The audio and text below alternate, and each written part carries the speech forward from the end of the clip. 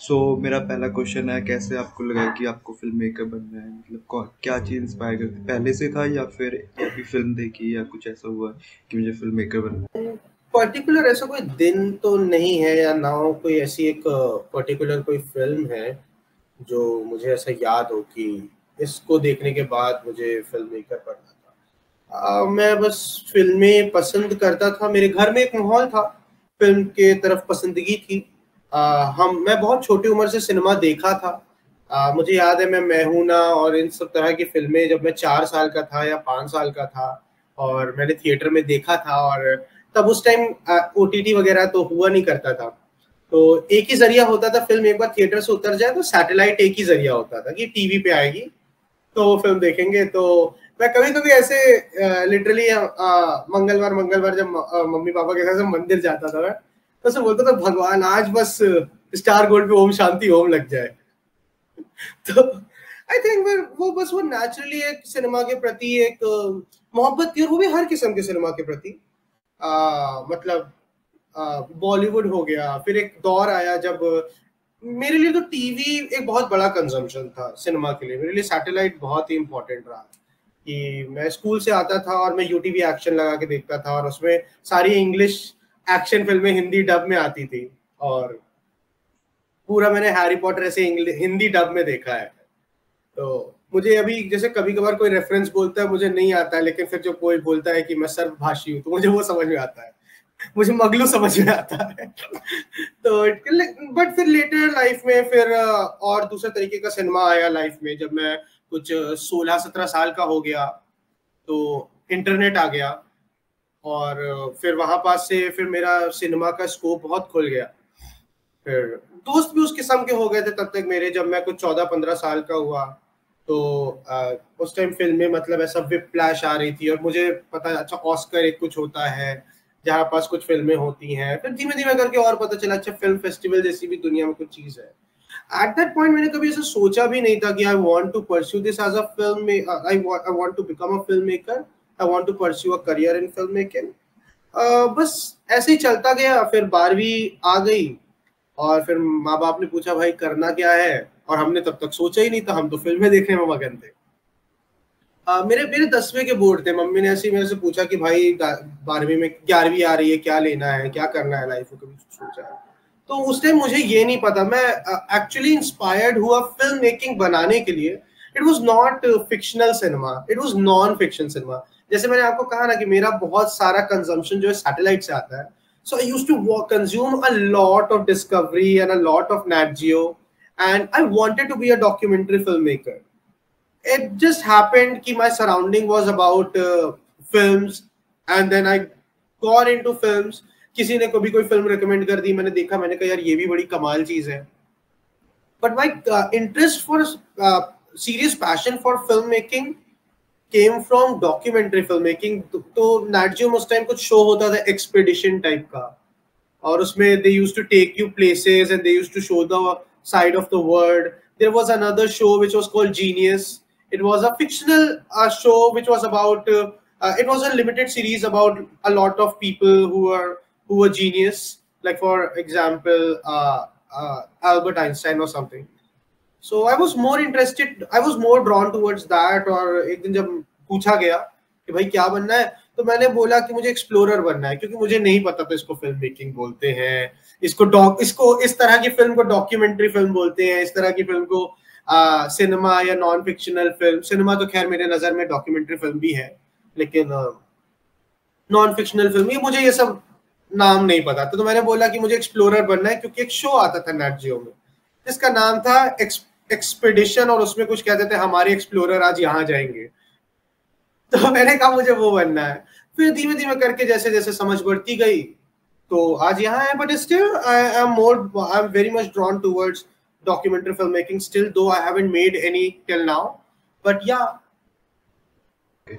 तो आप फिर क्या उसके बाद कौन सी पढ़ाई की थी? फिल्म स्कूल गए थे या फिर मीडिया से रिलेटेड? नहीं नहीं, मतलब मैं प्रयागराज में था, तो हमारे तो मतलब मेरी तो बिजनेस और एजुकेशन बैकग्राउंड से मैं आता हूँ। मेरे पिताजी बिजनेसमैन है, मेरी माता जी डॉक्टर है, तो मैं उस बैकग्राउंड से आता हूँ। तो हमारे फिल्म को लेकर के तो कुछ ऐसा था ही नहीं, मतलब ये था फिल्म देखना इतना पसंद करते हैं, एक शौक था फिल्म देखने का कि वही मैंने जैसे बताया कि मेरी मेरी माँ फिल्म देखना पसंद करती है।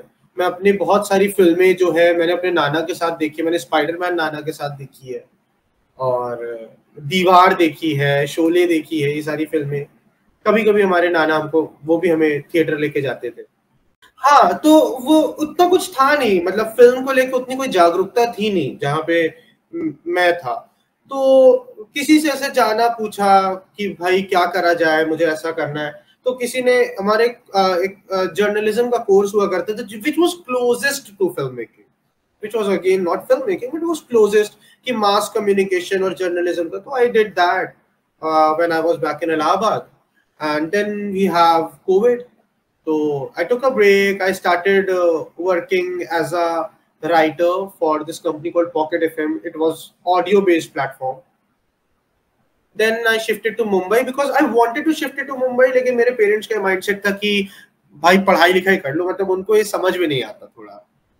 तो उन्होंने कहा कि भाई पढ़ाई लिखाई कर लो, तुम जो पढ़ोगे हम पढ़ाएंगे, जहां से पढ़ोगे हम पढ़ाएंगे, लेकिन पढ़ाई लिखाई करो। तो मैंने कहा कि ठीक है, कोई बुराई नहीं है। So then I did masters in filmmaking and new media production, which involved not just filmmaking. It was like a basic understanding of filmmaking and all the aspects. Nothing like कि एक चीज में बहुत मास्टरी हो कि आप direction में हो या तो आपको थोड़ा थोड़ा सब चीजों के बारे में जानकारी दिया जाता था। तो वो 2 साल का वो कोर्स था, बस फिर आपके सामने बैठे हैं। बढ़िया। तो अभी आपकी ग्रेजुएशन मतलब मास्टर्स कब कंप्लीट हो गई है? मास्टर्स 2024 में कंप्लीट हुई, यही इसी साल समवेयर अराउंड जून जुलाई। सो आपकी फिल्म में आ जाते हैं, नाम में क्या रखा है? मामी में प्रीमियर हुई थी डायमेंशन सेक्शन में। तो सबसे पहले डायमेंशन सेक्शन का कैसे पता लगा आपको? जब मैं कॉलेज में था तो मेरे कुछ क्लासमेट्स ने एक फिल्म बनाई थी डायमेंशन के लिए और फिर मैंने मामी के बारे में सुना। मुझे नहीं उतना आइडिया था, मैं उतना अवेयर नहीं था मामी की महिमा से। बट हाँ, फिर उन्होंने एक फिल्म बनाई, मैंने देखी, मुझे अच्छी लगी। मुझे लगा अच्छा ये भी एक अच्छी अपॉर्चुनिटी हो सकती है, क्योंकि 5 मिनट की फिल्म बनाना और ये सब। तो बस वहीं से आइडिया लगा कि अच्छा मामी। फिर अगले साल मैंने बनाई। तो आइडिया आइडिया कैसा है फिल्म का, नाम में क्या रखा है? और मतलब डायमेंशन सेक्शन में मतलब एक टाइम लिमिट दिया जाता है ना कि मतलब इतने टाइम में हाँ इतना जी, बनाना, हाँ और जी, 5 मिनट की फिल्म रहती है। नहीं मतलब आपको एक टाइम दिया जाता है कि 1 महीने या फिर स्पेसिफिक, और ऐसा तो लोकेशन ऐसा तो मुंबई से रिलेटेड बनानी है? हाँ, मुंबई के बारे में फिल्म की, since the name is Dimensions Mumbai, so you have to tell a story of like how you see Mumbai. आपका पर्सपेक्टिव मुंबई को लेकर क्या है इस बारे में, मतलब वो कंपटीशन ही उस बारे में है पूरा। तो हाँ, वो एक लिमिटेशन है उस कंपटीशन की। फिर बाकी तो एज लिमिट भी है मेरे ख्याल से। हाँ जी, हाँ जी, 24, आई थिंक 25 की एज लिमिट है, तो you have to be below 25। तो राइटिंग मतलब कैसे लगा कि मुझे ये आइडिया बताना है? मोर और लेस मेरी ही कहानी है। मैं भी मतलब उस कहानी फिल्म में एक लड़की है जो मैं बस एक सेकेंड टीयर सिटी दिखाना चाहता था, थर्ड टीयर सिटी दिखाना चाहता था। तो मैंने यूपी चुना क्योंकि वो मेरे लिए थोड़ा ज्यादा आसान है, मैंने वो देखा हुआ है सब कुछ मेरा। तो हालांकि उसमें कोई शहर का ऐसा जिक्र नहीं होता है फिल्म में, लेकिन देखा हुआ है मेरा, लोग बात कैसे करते हैं, क्या माहौल रहता है। तो एक कहानी मोटा माटी ये है कि एक लड़की है जो अपनी पहचान ढूंढ रही है। वो और मेरा ये मानना है कि हम चाहे आप जो भी बात कर ले, लेकिन हर कोई अपनी एक आइडेंटिटी लेके पैदा होता है। मैं ऐसे बोलता हूँ, ऐसा दिखता हूँ, मैं ऐसे कपड़े पहनता हूँ, दैट टेल्स समथिंग अबाउट कि मेरी आइडेंटिटी के बारे में कि भाई ये इंसान है जो यूपी से हो सकता है, हिंदी बोलता हूँ तो इंडियन हो सकता है, मैं थोड़ा डार्क स्किन्ड हूँ तो मे बी उस रीजन का हो सकता है जहाँ पे। So everyone is born with their identity. तो एक मोटा मोटी क्रक्स ये है कि आप एक तरह की आइडेंटिटी के साथ पैदा होते हैं। आपका नाम क्या है, फॉर एग्जाम्पल मेरा नाम अभी केसरवानी है, तो ऑफ कोर्स मैं एक समुदाय को बिलोंग कहीं ना कहीं मैं वहां से निकल के आता हूँ। और तो इस बारे में वो फिल्म है कि आप एक आइडेंटिटी के साथ पैदा होते हैं और एक आइडेंटिटी बनाना चाहते हैं, एक माइक्रो लेवल पे एक आइडेंटिटी बनाना चाहते जो आपकी हो पूरी, जिसमें आपका जो नाम है, आपका जो रंग है, आप जिस जाति से आते हो, आप जिस रीजन से आते हो, तो वो सारी चीजें कहीं ना कहीं आपको आपको एक पहचान देती है, लेकिन वही चीजें कहीं ना कहीं आपको रोकती भी है। तो फिल्म इस बारे में बात करना चाहती है कि वो एक सच है, लेकिन सिर्फ वो ही एक सच नहीं है, उस सच उससे बड़ा है, तो हैव दैट वाइडर पर्सपेक्टिव। तो इसी बारे में वो फिल्म है, कहीं ना कहीं वो फिलॉसफी है फिल्म की।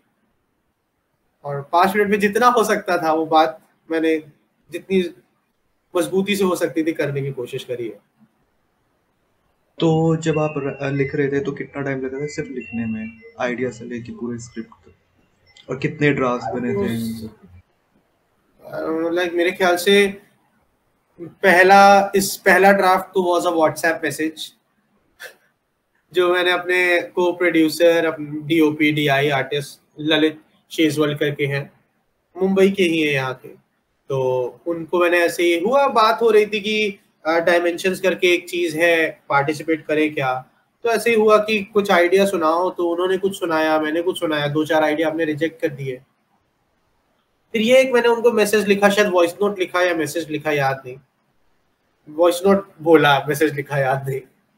तो बस फिर उनको बढ़िया लगा, और एक लाइट हार्टेड टेक था उस पे, हम नहीं प्रीची नहीं होना चाहते थे, हम बस अपनी बात कहना चाहते थे कि एक ऐसा हार्शनेस भी नहीं चाहते थे हम कि क्योंकि बात ही है बदलाव की, बात हम कह रहे हैं जो कि है एक्सेप्टेंस की। तो मुझे ऐसा लगता है कि एक लाइट हार्टेड वे अच्छा तरीका है एक्सेप्टेंस की बात करने के लिए, तो खासकर कि आप भी एक्सेप्टेंस रहे आप पे भी। तो आपने जैसे कहा कि आपके पास प्रोड्यूसर थे, तो आपने पहले भी उनसे काम किया था या फिर मतलब उनके साथ ही काम करते थे? मतलब हम दोस्त हैं, और हमने कुछ प्रोजेक्ट्स में साथ काम किया है, कहीं मैंने उनके लिए वो डीओपी कर रहे थे, मैंने एडी किया है। बाकी दोस्ती ज्यादा रही, काम कभी कुछ कम रहा, कभी काम ज्यादा रहा, दोस्ती कुछ कम रही, ऐसा ही माहौल चलता रहा। लेकिन ऐसे दोस्ती से ही आया वो, ऐसा कुछ उसमें बहुत प्रोफेशनलिज्म था नहीं उसमें। तो जब आप शूट कर रहे थे तो कैसा एक्सपीरियंस था, क्या डिफिकल्टीज फेस किया आप लोगों ने शूट में? अभी डिफिकल्टीज तो मतलब अभी डिफिकल्टीज एज सच कुछ डिफिकल्टीज नहीं, प्रोसेस जो होता है फिल्म मेकिंग का वो तो था। और ऑफ कोर्स आपको कुछ डिसीजन लेने पड़ते हैं जो आपको शायद थोड़े से चैलेंजिंग हो सकते हैं। I won't say difficulties may be challenging, like creatively challenging, physically challenging, हमारे पास जो रिसोर्सेज हैं उससे challenging. But difficulty I think will be a very strong word, क्योंकि मतलब अब मैं फिल्म बनाने उतरा हूँ, मुझे इतना समझ तो आता है कि ये सारी मुसीबतें आएंगी, और इंडिपेंडेंट फिल्म बनाने जो अपने बलबूते अपने पैसे लगा के बनाई जा रही हो, तो एक एक वो तो अभी इतनी अंडरस्टैंडिंग हो गई है बनाते बनाते कि थोड़ा बहुत तो कुछ ऊपर नीचे होता ही होता है, आप उसको रोक ही नहीं सकते। तो उतने के लिए मतलब द माइंडसेट इज लाइक कि I like let's not see it as a difficulty or a challenge. Let's find an answer to that. Let's see it as like a puzzle you want to do, like quick problem solving. जैसे for example like छोटी छोटी stories, जैसे I am a firm believer of कि अगर हमको एक film एक range तक पहुंचानी है, तो we have to be like we have to put all the effort at the most minute detail. For example मुझे मेरे घर में एक किस्म का मेरे फिल्म में एक किस्म का मंदिर चाहिए था जो थोड़ा सा गांव का लगे। अभी हम फिल्म शूट कर रहे हैं, हमारा क्योंकि पूरा क्रू है मुंबई का, मैं खुद मुंबई रह रहा हूँ, तो हमारे लिए यूपी जाकर उस तरह का लोकेशन शूट करके वापस आना would be very expensive of course. तो हमने कहीं बदलापुर में एक अंबरनाथ मंदिर है जिसके बारे में मुझे फिल्म के शूट के दरमियान ही पता चला। अब हम वहां गए, वहां पास थी 650 सीढ़ियां, तो मुझे नहीं पता था वो 650 सीढ़ियां, मैंने उन्होंने मुझे मेरे मतलब अभी मैं तो मुंबई का हूं भी नहीं, महाराष्ट्र का भी नहीं हूं, तो लेकिन मेरा पूरा क्रू जो है वो मराठी मुंबई पीपल है। मैंने उनको कहा ऐसी ऐसी मंदिर चाहिए, बेचारों ने बड़ी मेहनत करके ढूंढ निकाली, उन्होंने मुझे ये नहीं बताया 650 सीढ़ियां है वहां पे। नहीं तो कहीं ना कहीं शायद हमारा भी हिम्मत टूट जाता। अच्छा भी किया नहीं बताया, मैं तो कहूंगा। हम पहुंचे, हमने ऐसे करके देखी, मैं क्या मंदिर तो दिखाई नहीं दे रहा है, सीढ़ियां दिख रही हैं। अब बेचारी हमारी एक्ट्रेस जो है वो साड़ी पहनी हुई है, वो किसी न के वो वैसी ऑन द गो टाइप की साड़ी थी, वो ऐसे साड़ी साड़ी नहीं थी, it was like it had a hook जो फट से बंध जाता था and all that. We chose that because of की of course we don't have vanity, we don't have anything, so mobility. तो वैसी एक साड़ी थी बेचारी, अब वो पहनी है और वो अपनी साड़ी उठाकर 650 सीढ़ी चढ़ रही है। हमारा पूरा क्रू, सारी लाइटें, कैमरा, सारा वजन उठा के 650 सीढ़ी चढ़ रहा है। तो ठीक है, भोलेनाथ ने बुलाया था, हम पहुंचे, हमने शूट की और अच्छा शूट करके हम वापस आए। तो वैसा ही रहा माहौल। अब इसको डिफिकल्टी तो नहीं कहेंगे, अब इसको प्रोसेस कहेंगे कि वो एक प्रोसेस है।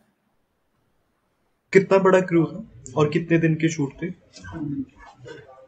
हमने करीबन 4 दिन शूट किया फिल्म को, क्योंकि फिल्म में बहुत लोकेशन थी और मतलब अभी तो मुझे हिसाब नहीं है कितनी लोकेशन थी, बट थी, काफी लोकेशन थी, 8-10 location. Like the thing is की लोकेशन उस तरह से भी, क्योंकि there are like we are using mixed media in the frame, we are using photos, then we are using clips of course because it's a film। तो वो एक photo लेने के लिए भी हमको उस लोकेशन जाना पड़ता है और वो फोटो खींचनी पड़ती है, which was equally production heavy, क्योंकि वो फोटो के लिए भी आपको सारा आर्ट डायरेक्शन करना पड़ता है, सारा वो लोकेशन जाना पड़ता है, उतने ही कॉस्ट्यूम लगते हैं, वैसी ही लाइटिंग लगती है, तो वो भी अपने किस्म में हैवी हो जाता है। But that was a creative call we took. और क्रू हमारा करीबन होगा, ख्याल से 5 लोग थे हम लोग क्रू में, 5-6 लोग डेडिकेटेडली क्रू में थे। बाकी then of course like actors were very helpful, they were like कि we were sharing the burden together. It wasn't like I told you, it wasn't a very professional setup. It was more like ki friends just coming together on a weekend, chilling, making films, and we make it with passion and love. That's it. That is all. Like Dimension happened, grateful, but none of us was expecting that. Of course, we just wanted to make films and we just made one. Okay. तो post production work कैसा रहा? क्योंकि काफ़ी सारे short film आती है India में और मेरे ख्याल से वो पोस्ट प्रोडक्शन से भूल जाती है, और पोस्ट प्रोडक्शन वर्क साउंड ही जो होता है वो सबसे मेन इंपॉर्टेंट होता है। तो आपके लिए कैसा रहा post production work? We faced our challenges, क्योंकि हमने जो फॉर्म है वो भी हमने 2 दिन डिले कर दिया था भरने में। वो हमसे वहां पे भी चूक हो गई थी, डेट पढ़ने में कुछ गलती हो गई थी, फॉर्म वॉर्म पढ़ने में। फिर उसके बाद हमने शूट में भी थोड़ा डिले किया, क्योंकि हम एक दिन रेडी, काफी दिन हमको अरेंजमेंट्स करने में लग गए थे कि भाई कॉस्ट्यूम नहीं हो पा रहा है, आज ये फलाना इक्विपमेंट नहीं अवेलेबल है, क्योंकि इक्विपमेंट भी हमने ऐसे किसी दोस्त से कभी उधार ले लिया, किसी से बात कर ली कि भाई आज के लिए मुझे अपना ये लेंस दे दो, कुछ लाइटें वाइटें हमने रेंट कर ली, वो सब अपना, तो अपने हिसाब से कुछ जुगाड़ बिठा के काम हुआ है पूरा।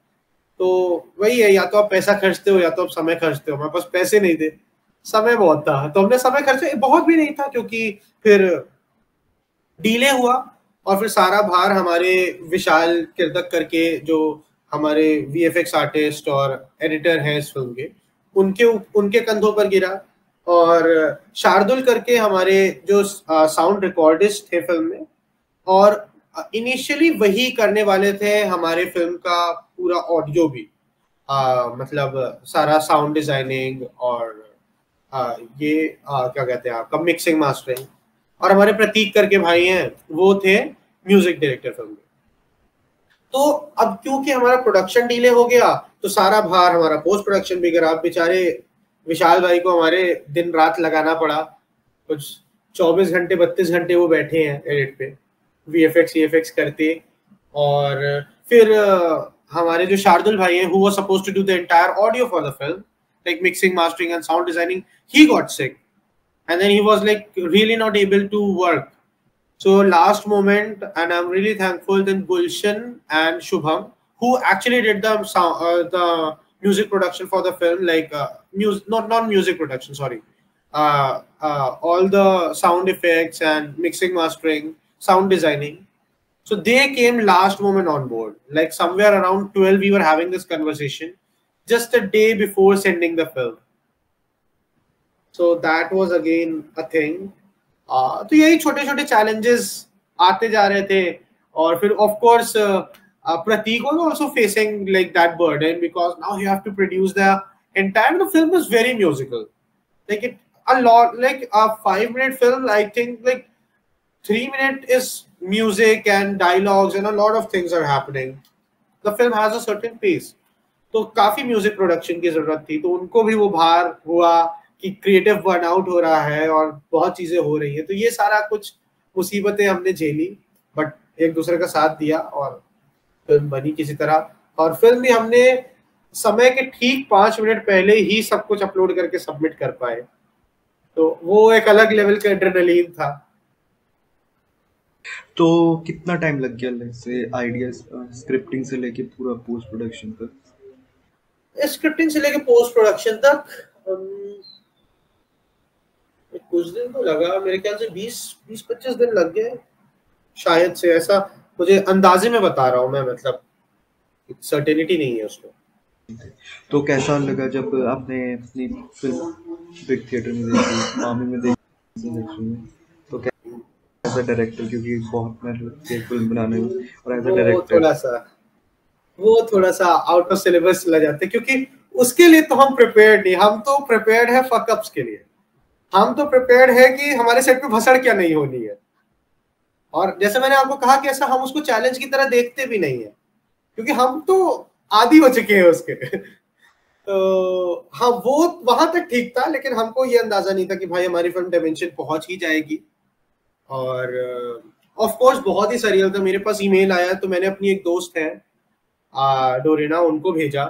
मैंने कहा भाई तुम पढ़ लो, शायद हो सकता है मैं I have this tendency of reading important documents wrong. जैसे मैं डायमेंशन का फॉर्म का डेट गलत पढ़ लूंगा, like I told you in this podcast only. So I have this tendency. So like with special documents, I give it to my friends to read. I don't read important documents.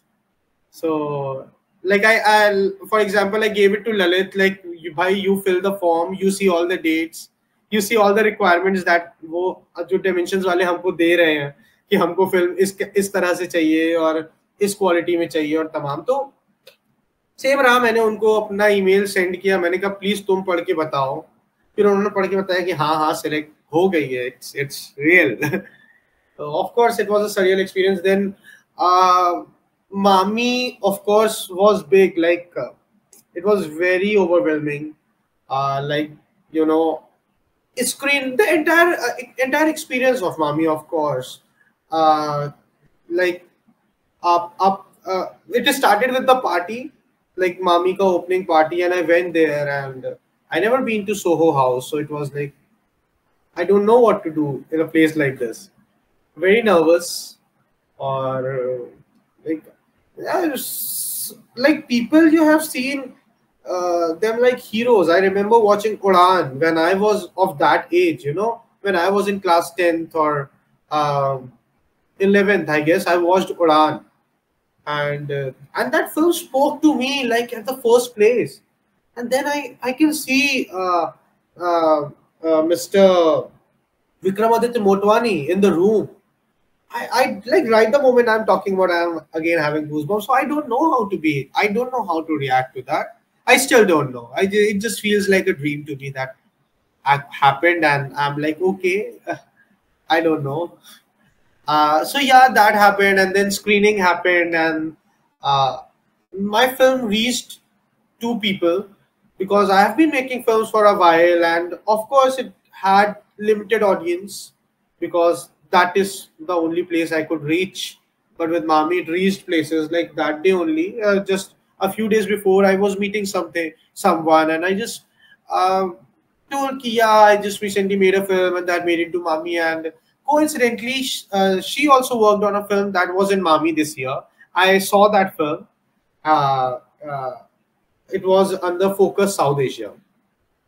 I cannot recall the name of the film right now, but yeah.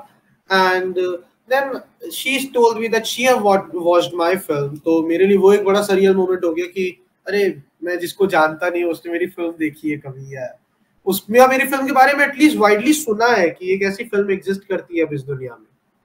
वही मेरे लिए बहुत surreal बात है, diamonds. और PVR मेरे लिए एक बहुत ही, क्योंकि जैसे मैंने आपको कहा कि मैं हर दिन मेरे घर में फिल्म देखने का माहौल था, और मेरी इतनी खूबसूरत यादें मेरी जिंदगी की पीवीआर से जुड़ी है कि मैं अपने नाना के साथ हाथ पकड़ के स्पाइडरमैन देखने गया हूँ जब मैं कहीं 6 बरस का हूँ, 7 बरस का हूँ। तो वहां से लेके एक दिन उस पर्दे पे मेरी फिल्म चली है। क्योंकि आज भी हम लोग कई बात करते हैं कि अरे मैंने, मुझे याद है मैंने मेरे नाना के साथ अवतार एक फिल्म देखी थी, और वो मेरी पहली 3D फिल्म थी जो मैंने 50 रुपए में देखी थी उस समय में। तो उसी पर्दे पे मेरी फिल्म, तो वो तो एक बहुत ही सरियल एक्सपीरियंस है। मतलब मेरे पास तो शब्द नहीं है वो बता पाने के। As a aspiring film maker I can understand. So आपने भी काफ़ी सारी फिल्म देखी होगी जो आपको बहुत अच्छी लगती होगी, जो जिसने आपको बहुत इंस्पायर किया फिल्म मेकर्स, लाइक कोई जी, रेकमेंड करना चाहेंगे? रिकमेंडेशन, अभी मैंने हाल में एक फिल्म देखी, वो मतलब बहुत ही खूबसूरत फिल्म है। बट वो, कभी कुछ फिल्में होती है ना आप जिनसे पर्सनली थोड़ा आपको ज्यादा टच करती है, वो आपको लगता है आपकी कहानी किसी ने पर्दे पे उतार दी। तो एक आफ्टर सन करके एक हाल में एक फिल्म आई थी, वो एक फिल्म है, I keep on going back to Shawshank Redemption. I believe in the philosophy of that film. I am that guy, you know, like Andrew Dufresne keep hitting that wall for 20 years. So, like, I know ki anything that have happened good to my life, it is because ki I'm a sort of a person who will just keep on doing that same thing, same boring thing till you get the result out of it. So that film is, I'm talking about, not maybe not the greatest work of cinema. It is, though, I feel, but still, like, all those films are very personal to me. They talk to me in the as like a first person. तो वो ये दो फिल्में हैं। After sun तो मैंने बहुत ही हाल में देखी और वो बहुत ही पर्सनल फिल्म रही। फिर एक फिल्म है 2001 स्पेस ओडिसी, उसका नाम ध्यान में आ रहा है मेरे। Not so personal film of course, but yeah, I again, it's somewhat, it in some way I like the philosophy of the film again. So I'm someone who looks into the philosophy of the film, and like वो क्या कहना चाह रही है, क्या बात हो रही है, the conversation is very important for me. So yeah, 3 films. Any Indian film or filmmakers? Any Indian film, uh, like I said, Udan was a personal film for me. I love Vikramaditya Motwani. I love his. For me, I like, there are certain filmmakers I really admire, and for example, I love Steven Spielberg and Vikramaditya Motwani. I love the versatility. If I ever want to be a filmmaker, I want to be a guy who can make Jurassic Park, and then he will make Schindler's List. So I want to be that person, like someone who can make Lotera, and then someone who can make Bhavesh Joshi, and someone who can make Udan, and then Jubilee again. It is very less talked, but I would like to talk about Jubilee. So Indian films, if I have to talk, Udan is one of those films, very personal film to me. Bhag Milka Bhag, Rang De Basanti, Sardar Udham. I And a very less talked film, because I don't know, maybe it is a political film, that is why, or maybe I don't know, but I really find uh, uh, Veer Savarkar, स्वतंत्रता सेनानी Veer Savarkar, a commendable film. Of course, someone might agree to the politics, someone might disagree to the politics. All that aside, as a film, as a biopic, I think sometimes we lack that sincerity. While we make a biopic, we try to make it a very like a larger than life figure, and we try to make it from very various perspective. But I love biopic where you just keep a personality in front of me, and I get to see the sides, I get to see the perspective. And so the writing, the cinematography, the costume, VFX, I'll talk about the craft of the film. I just feel it was very top notch. It is very less talked. Like one of my films from 2024 will be Veer Savarkar. I am someone who enjoy political films a lot. So yeah, someone might agree, disagree to the politics of it. It is all debate there. But for the craft of the film, for the sincerity of filmmaking, that film. सो अभी आप कोई और film बना रहे हो या फिर लिख रहे हो? जी, मेरी दो फिल्में हैं। एक का नाम है लव किल्स, जो एक अरसे से पोस्ट प्रोडक्शन पे है। और थोड़ा सा हम एम्बिशियस हो गए थे उस फिल्म के साथ। वो एक आधे घंटे की फिल्म है करीबन, and it's a romantic film, and about a forbidden sort of a love. Uh, so it's called Love Kills. It has we have released the poster. It is on my Instagram. If you want, I can share it with you. So yeah, we are working on that. We are doing the music and the sound. So we are like wrapping that film up finally. And then again, I am working on this another film called Bloodline. It is directed by my friend Dorina Boya, and she's we co-directed the film Love Kills also, by the way. So we co-directed, co-produced, and then like yeah, edited that film. And then Bloodline, which is her direction, and I'm the writer of the film, editor of the film, and co-producer with her. So two films are in post-production. So we are planning to get it out there as soon as possible. We will go through some film festival with that film. That is our plan. Let's see. Hoping for the best.